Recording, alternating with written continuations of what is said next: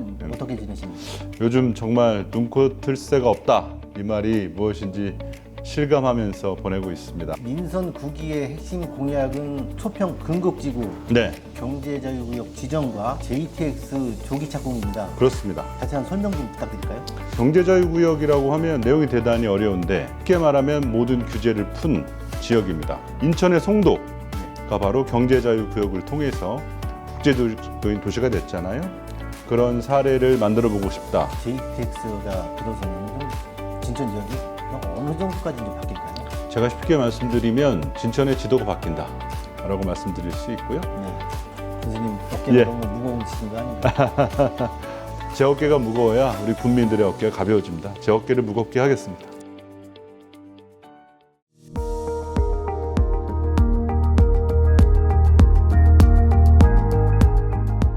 또 하나의 핵심 공약은 네, 진천 체육특별시입니다. 네. 그 어떤 도시를 만들고 싶은지 좀 말씀해 주십시오. 제가 스포츠 기자 출신이고요. 네네. 그리고 또 진천군에서도 민선 초대 2대 체육회장을 했습니다. 네. 그리고 충북체육회장협의회 회장, 네. 전국 시군구 체육회장협의회 사무총장 거치면서 사실 제가 체육 기자를 하던 시절에는 국가대표팀이라든지 프로팀 이런 이제 특화된 전문 스포츠 영역에 대해서만 관심을 가졌었어요. 물론 가끔씩 학교 스포츠를 취재하거나 생활체육을 취재를 해도 이제 그런 것들이 잘 보도에는 반영이 안 되는 그런 환경이었는데 제가 막상 우리 지역에서 체육회장을 해보니까 이 지방체육이라는 것이 실제로 엘리트 체육하고는 달리 엘리트 체육은 어떤 우리 국민의 네. 사기를 진작시키고 어떤 다른 나라와의 경쟁에서 대리만족을 하게 하는 네. 그런 것들이 엘리트 스포츠잖아요. 지역으로 봤을 때도 각 지역들이 엘리트 스포츠 팀들을 가지고 있는데 역시나 그 지역의 자긍심을 높이는 효과가 있습니다. 그러나 생활체육은 실제로 저는 복지하고 많이 연결돼 있다고 생각이 들고 생활체육 인프라가 좋고 생활체육 환경이 좋은 곳이 저는 선진국이고 선진 지역이라고 생각을 합니다. 네. 그래서 우리 진천군이 이미 엘리트 스포츠에 있어서는 국가대표 선수촌이라는 좋은 기반을 가지고 있어서 충분히 국제적으로도 경쟁력을 가지고 있습니다. 그러나 그것을 뒷받침할 생활체육이라든지 유소년 네. 체육이라든지 이런 부분들은 좀 많이 부족하고 이제 그런 부분들을 좀 끌어올리되 자원은 우리 국가대표 선수촌을 기반으로 그 근처에 스포츠 테마타운이라는 걸 만들어서 선수촌에 오고 싶은 그런 관광객들의 수요를 대체할 수 있는 사실 선수촌이 안에 들어가 보시면 네. 훈련 전용으로 지은 시설이어서 누구나 들어가고는 싶어 하지만 막상 들어가 보면 실망할 수 있어요. 특히 가서는 국가대표 선수들을 보고 싶은데 선수들은 훈련해야죠. 그러면 관광객들이 보기는 어렵습니다.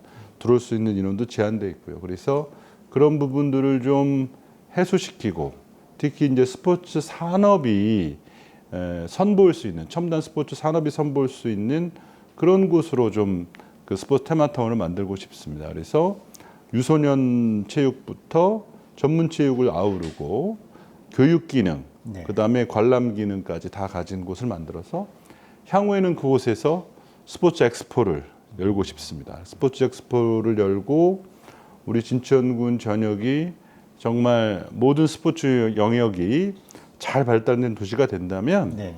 그 유명한 IOC 본부가 있는 스위스의 로잔 있잖아요. 네. 그 로잔이 인구가 진천보다 조금 많아요. 한 14만 명밖에 되지 않는 네. 소도시임에도 불구하고 전 세계가 아는 스포츠 도시지 않습니까? 네. 우리 진천군도 인구가 10만을 향해 달리고 있는데 하루빨리 제가 이 염원하는 이런 스포츠 테마타운이라든지 스포츠 엑스포 그리고 수많은 또 스포츠 시설들을 유치해가지고 우리 진천이 어떤 대한민국의 로잔으로 알려지고 더 나아가서 아시아의 체육 특별시 진천 네. 이렇게 알려질 수 있도록 한번 힘껏 노력해 보겠습니다.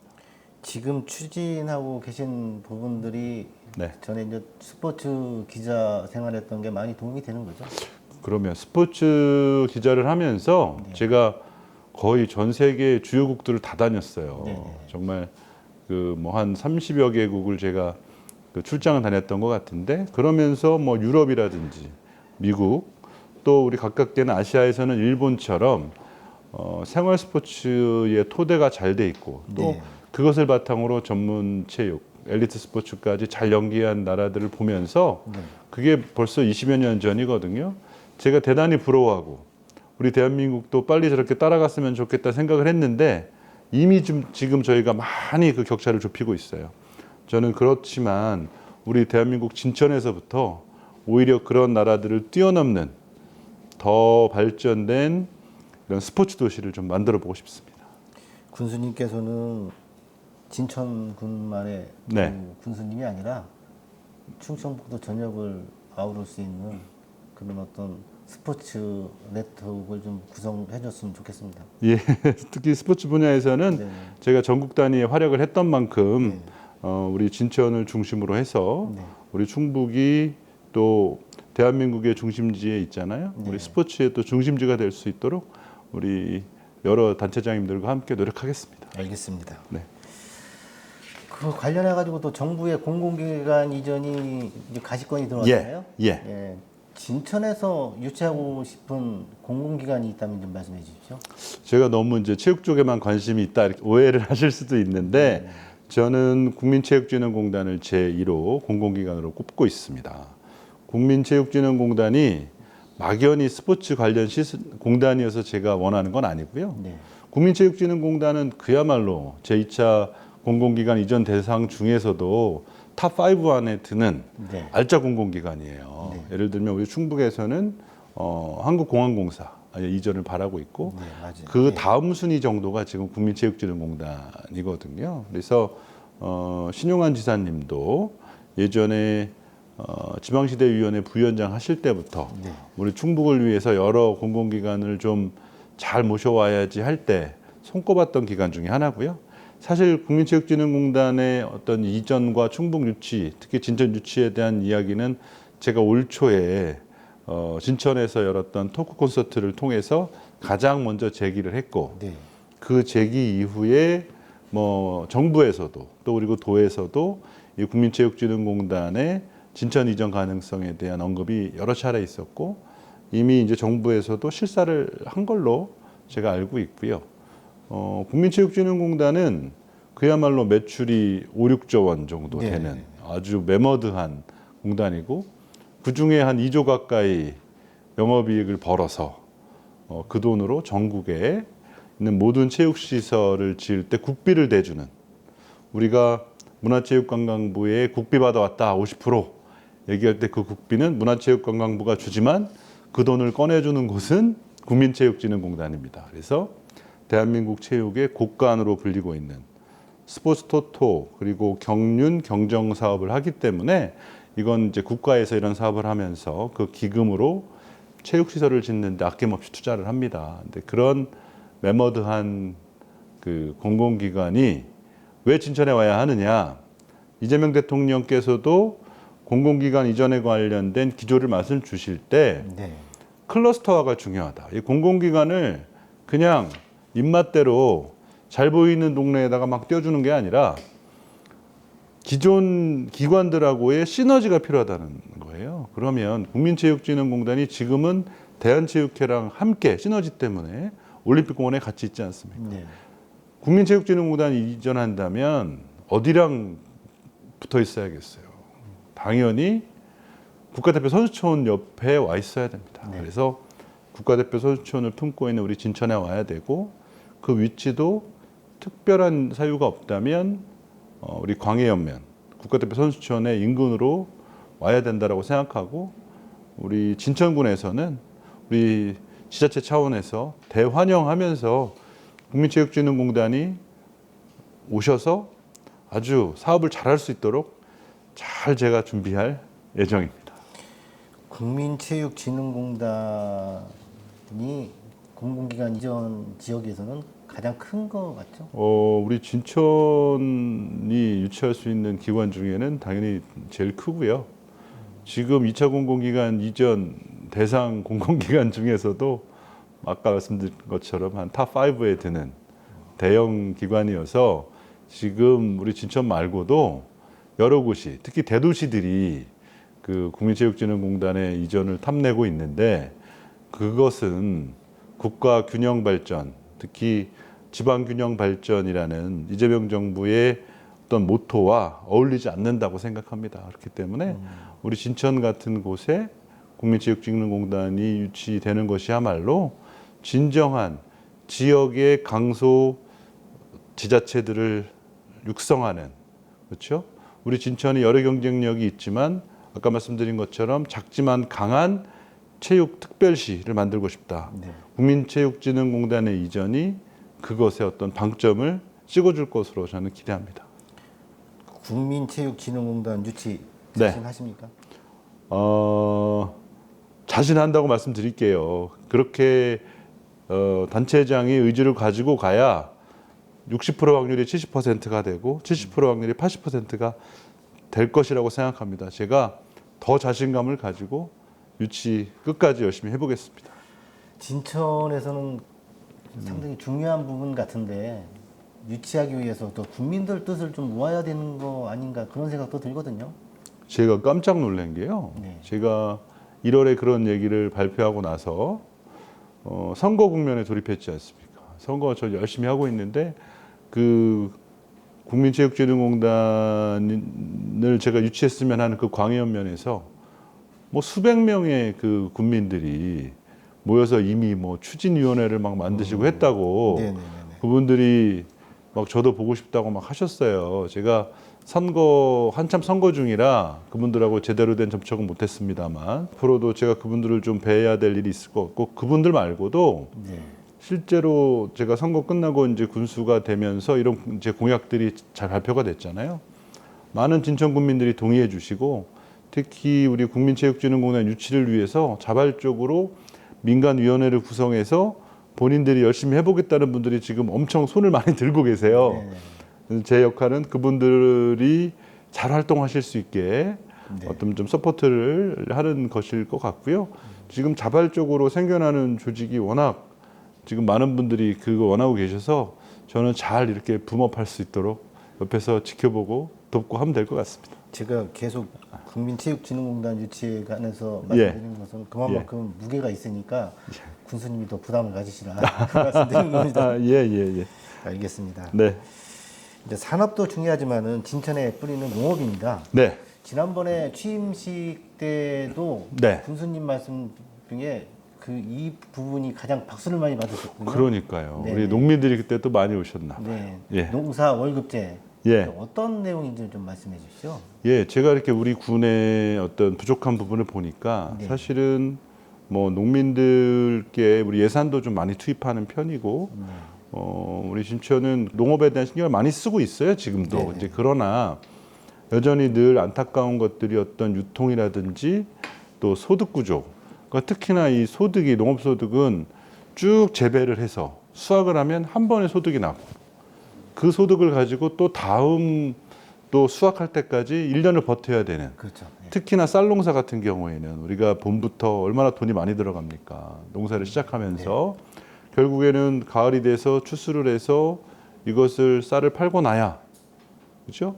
그래야 돈이 들어오는 구조고 그것도 1년에 한 번씩만 돈이 들어오는 구조예요. 그렇기 때문에 사실 보릿고개 아닌 보릿고개가 농민들에게 생깁니다. 이 자금이 계속해서 필요한데 필요할 때는 돈이 없고 한 번에 또 돈이 들어오면 그것을 잘 관리해야 되는데 쉽지 않죠. 네네. 그러다 보니 우리가 소위 말하는 이 돈의 흐름이 막히는 돈맥 경화가 이 농민들한테도 오는데요. 그걸 해소시켜 드리고 싶은 게 제 바람입니다. 그래서 아무래도 농업과 제일 관련된 금융기관이 농협하고 사전에 잘 협의를 해서 해봤더니 네. 예상되는 수입의 한 5, 60% 정도. 왜냐하면 이 흉작이 될 수 있잖아요. 네네. 그래서 5, 60% 정도의 금액. 예를 들어서 농사를 지어서 5천만 원을 연간 소득이 난다. 가을에. 그러면 한 5, 60% 정도니까 한 3천만 원 정도를 월급처럼 매달 나눠주는 거죠. 그러면 뭐 한 500만 원씩 6개월 나눠줄 수 있잖아요. 또는 뭐 300만 원 10개월도 나눠줄 수 있고. 이제 그렇게 월급처럼 돈을 주는데 이걸 이제 농협이 돈을 주다 보면 미리 돈을 주는 거지 않습니까? 네네. 그러면 이자를 누군가는 부담해야 되잖아요. 네. 그러면 예전에는 농가에서 뭐 돈이 필요할 때마다 돈을 빌리고 이자를 내고 했던 건데 이렇게 월급처럼 주는 방식으로 가고 그 이자를 우리 군이 부담하겠다는 거예요. 그래서 군에서 이자를 부담해서 우리 농민들이 정말 꿈꾸는 월급쟁이의 삶, 그죠? 네. 고정된 소득을 받을 수 있는 이제 그런 제도를 만들겠다라는 것이고 이미 이제 농협하고는 많이 협의가 돼서 조금은 이른 시기에 제도 정착을 하려고 지금 예산도 세우고 있습니다. 저도 농민의 아들로서 네. 아주 제대로 된 어떤 제도다 이렇게 생각합니다. 고맙습니다. 네, 알겠습니다. 다음으로는 우리가 좀 청년 문제에 대해서 좀 말씀 나눠볼까요? 예. 그 청년 일자리 그리고 정착 문제에 대해서 좀 말씀해 주십시오. 사실 많은 지자체들이 청년들을 모셔오고 또 모셔온 청년들이 잘 정착할 수 있게 하기 위해서 일자리라든지 네. 주거 환경, 네. 그다음에 문화예술, 그 즐길 수 있는 환경까지 이렇게 좀 많이 준비를 하는데 저 역시도 좀 뭐 많은 공약을 내세웠습니다. 그러나 가장 중요한 것은 사실은 이미 우리 진천에 있는 청년들이 어떻게 하면 진천에 만족하고 진천을 떠나지 않게 잘 잡아놓을 수 있느냐, 이것이 해법인 것 같아요. 네. 그래서 다른 지역에 있는 청년들 모셔오는 거 상당히 어려워요. 여러 가지 매력이 있어야 됩니다. 그 중에 하나는 일자리겠죠. 진천은 다행히도 큰 대규모 회사들이 많아서 많은 청년들을 모셔올 수 있는 기본 환경이 되는데 이분들이 오면 주거 환경이 안 좋다라든지 저녁에 즐길 거리가 없다라든지 이런 문제를 많이 토로하고 결국에는 인근 지자체, 진천보다는 그런 환경이 나은 지자체로 가서 일만 진천에서 하는 이런 악순환이 반복되고 있거든요. 그런 흐름을 좀 빨리 끊어주고 또 우리 진천에서 자란 청년들이 꼭 밖에 나가야 출세하는 거라고 생각하는 이런 생각들을 좀 끊어서 특히나 가장 많이 이탈되는 것이 고등학교 진학할 때 청주로 학교를 많이 가요. 네. 그러고 나서 진천에 안 돌아오거나 저도 공주로 멀리 고등학교를 갔다가 아주 뒤늦게 40대가 넘어서 이제 진천에 돌아온 그런 케이스인데 그나마 다행이죠. 돌아왔으니까 이제 그렇게 나가지 않도록 특히 고등학교를 진천에 다녀도 대학 가는데 또 직장 다니는데 문제가 없는 그건 교육 문제잖아요. 네. 교육 문제를 또 그렇게 해결하는 부분 그리고 직장을 얻어야 될 연령이 됐을 때 또 가정을 이루어야 될 연령이 됐을 때 사전적으로 저희가 직장에 대한 회사를 갈 수 있는 여러 환경에 대한 지원들 네. 또 주거를 준비할 때 결혼을 준비할 때 그런 환경들 또 아이들을 낳아서 아이들을 학교 보낼 때까지 그걸 그 요람에서 무덤까지 총체적으로 책임지는 그런 토탈 서비스를 좀 해보려고 구상하고 있습니다. 교수님 취임 후 처음으로 결제한 게 네, 그 디지털 참여 생태계 구축이었습니다. 네, 그렇습니다. 어떤 내용이죠?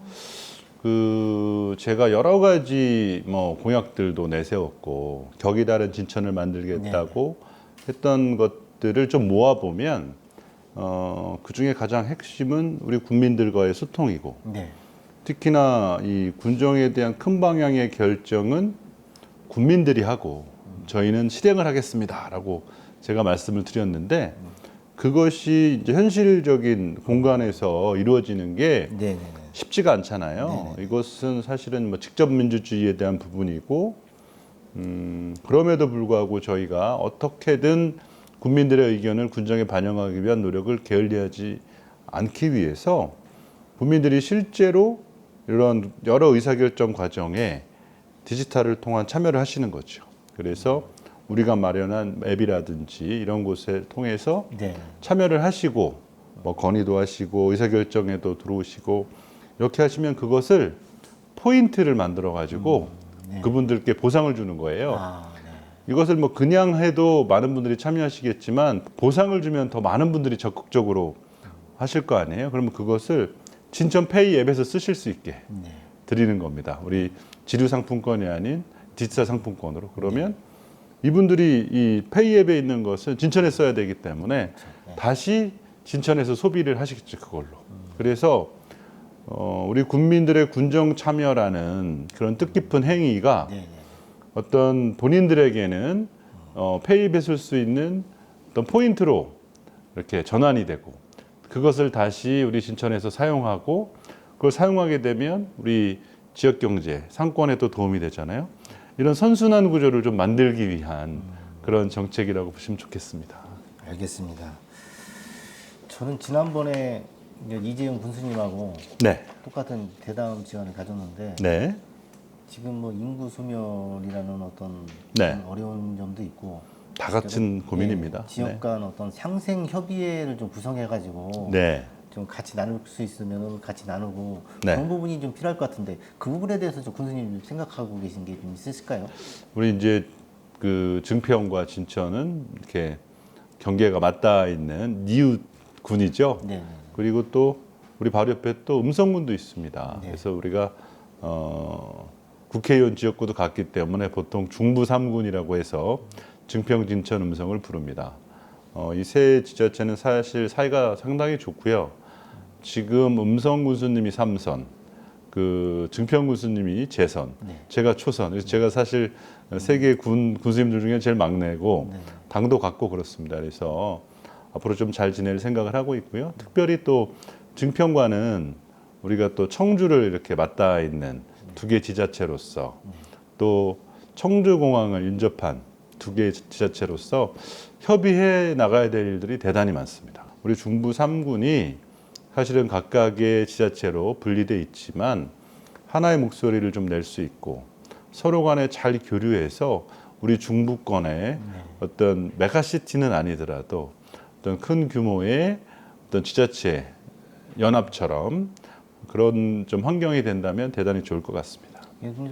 지금은 무엇보다도 그게 좀 필요할 부분이고 뭐 예를 들어 가지고 농산물을 뭐 증평의 인삼이라든지 예, 뭐 진천의 생거 진천 쌀이라든지 예, 뭐 예. 공동 브랜드로 해가지고 같이 판매를 할 수 있는 부분이나 네, 아니면은 관광도 그렇잖아요. 관광을 맞습니다. 한쪽으로만 보기에는 그러니까 좀뭐 진천하고 증평하고 관광지를 같이 그 뭐 상생페인가 뭐 네. 그런 부분도 있더라고요. 예, 예. 예, 그래서 그런 부분들이 협조가 되면은 앞으로 그 지금 이런 어떤 인구 소멸 위기 시대에 좀 좋은 대응 방안이 되지 않을까 그런 생각이 듭니다. 매우 좋은 말씀이고요. 지금 사실 음성과는 저희가 충북 혁신도시를 반씩 공유하고 있기 때문에 그렇지 않아도 혁신도시 주민들이 두 지자체를 이렇게 분리돼 있고 하는 것이 불편하다고 해서 통합 얘기도 하고 계시고 저희는 지금 조합 형태로 어떤 두 지자체가 분리되어 있는 불편을 없애드리기 위한 그런 행정적인 어떤 공유, 행정적인 뭐 통합까지는 아니더라도 불편 해소할 수 있는 부분을 많이 논의하고 있는데 그러다 보니 증평이 조금 소외감이 있을 수도 있어요. 우리 진천 음성 간에 그런 게 많다 보니. 근데 저는 증평하고도 매우 의미가 크다고 생각하고 앞으로는 증평이 또 혁신도시하고도 대단히 가까운 위치에 있고 저희는 남부 초평이 거의 증평 생활권이기 때문에 사실상 뭐 떼낼래야 떼놓을 수 없는 지자체입니다. 그래서 증평과도 앞으로 좀 많은 상생 발전에 대한 논의를 이어가겠습니다. 마지막으로 네. 꼭 인선 9기 때 이루고 싶은 일이 있다면 말씀해 주시고 국민 여러분들께 마지막 마무리 말씀 부탁드리겠습니다. 저는 제가 많은 공약을 내놓지 않았지만 공약들이 다 좀 큼직큼직합니다. 이런 공약들이 실제로 제가 말씀드린 격이 다른 진천을 만들기 위한 초석이 될 것이라고 생각을 하고요. 4년 후에 네. 우리 진천 국민들이 그때 김명식이 뽑아놨더니 그래도 진천이 좀 살만해졌다. 네. 이런 말씀 들을 수 있도록 매일매일 노력하겠습니다. 네, 요즘 어떻게 지내십니까? 오늘은 김명식 진천 군수님과 함께 말씀 나눠봤습니다. 군수님 오늘 말씀 고맙습니다. 네, 감사합니다.